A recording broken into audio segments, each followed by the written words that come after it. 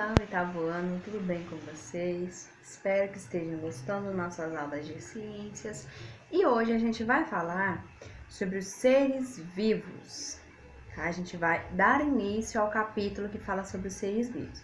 A gente estudou sobre o ser humano, as etapas da vida, a evolução, tá? Os sistemas que a gente viu, sobre reprodução, doenças. Agora a gente vai estudar sobre os seres vivos em geral. Tá? A gente vai começar com a classificação dos seres vivos. A organização e a classificação estão presentes nas nossas tarefas do dia a dia. Por exemplo, bibliotecas, videotecas, livrarias, lojas de departamentos, supermercados, farmácias, entre outros, separam e catalogam seus produtos de forma a facilitar o acesso do público a eles. Para cada classificação, um diferente critério utilizado, como um tipo de produto, um assunto do que se trata, um público ao qual se destina e etc. Tá? Aí a gente vai ver a importância da classificação.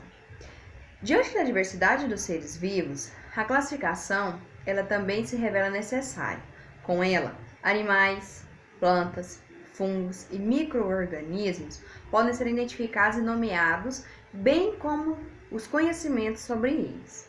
Lá na antiguidade, o filósofo Aristóteles, para classificar os seres vivos, ele procurou reuni-los em grupos, com base em alguns critérios. Depois, houve uma época em que os seres vivos eram agrupados de acordo com o ambiente que ocupavam. Assim, os animais eram classificados em aéreos, terrestres e aquáticos. Outra forma de organizar os diferentes seres vivos podia ser a forma de usar critérios pouco científicos, como reunir os animais de acordo com a sua utilidade para o ser humano. Segundo esse critério, os animais eram agrupados em úteis, nocivos e indiferentes. Atualmente, as regras adotadas derivam dos estudos do botânico sueco Carl von Linné, mais conhecido como Linneu. Aí a gente vai ver um pouco das ideias de Linneu. Em 1735, o naturalista, o Carl von Linné, cujo nome em português é Linneu, propôs um novo sistema de classificações dos seres vivos, que desenvolveu um sistema científico de classificação, utilizando a espécie como unidade básica. Ele acreditava que o número de espécies no mundo era fixo, tá? Linneu agrupava em conjuntos os seres vivos que compartilhavam semelhanças.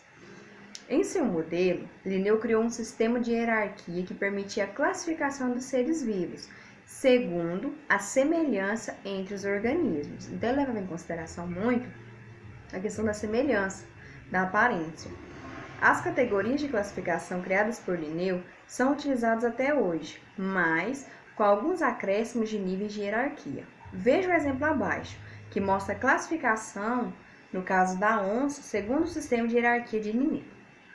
De maneira simplificada, organismos com características semelhantes são reunidos num pequeno grupo. Aí, esse pequeno grupo constitui uma espécie. As espécies semelhantes são reunidas em outro grupo maior, formando um gênero. Os gêneros semelhantes são agrupados em uma família. Famílias agrupadas com outras semelhantes formavam uma ordem. Ordens são agrupadas em uma classe. O conjunto de classes semelhantes forma um filo. E os filos semelhantes formam um reino. Tá? Cada um desses grupos hierárquicos, como espécies, gêneros, família, ordem, classe, filo e reino, também podem ser chamados de categoria taxonômica. O reino é a categoria taxonômica mais abrangente à espécie e a menos abrangente, tá? Categorias taxônicas. O sistema de classificação criado por Linneu é chamado binominal, ou seja, um nome científico ele é composto por dois nomes que designaram uma espécie.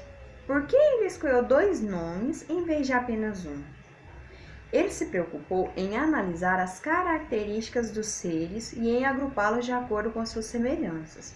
Dessa forma, o primeiro nome representa um grupo chamado gênero, tá? O segundo nome diz respeito ao epíteto específico, ou seja, mesmo que os animais sejam semelhantes, há diferenças suficientes para agrupá-los em espécies diferentes. Ao elaborar o seu projeto de classificação, o Linneu também considerou outras categorias taxônicas. Segundo ele, a natureza poderia ser dividida em reinos e cada reino poderia ser dividido em várias classes. Por sua vez, cada classe reuniria ordens semelhantes, cada ordem agruparia famílias similares, cada família gêneros parecidos e, finalmente, cada gênero agruparia espécies semelhantes. Mais tarde, o naturalista francês Georges Cuvier criou mais uma categoria, que é o filo, tá? Que reunia as classes de animais com estruturas corporais semelhantes. Cuvier não pensou nas plantas, mas hoje existe uma categoria equivalente para elas, que é a divisão. As categorias criadas por Linneu são utilizadas até hoje. A grande mudança veio no critério utilizado para classificar os seres para Linneu, tá? O critério era semelhança entre as formas de vida. Isso significa que os seres mais parecidos entre si compartilham mais categorias. Quanto mais afastado o grau de parentesco entre dois seres, menos categoria eles terão em comum. Atualmente, outros critérios são utilizados, como as características fisiológicas, morfológicas, embrionárias e as análises de material genético.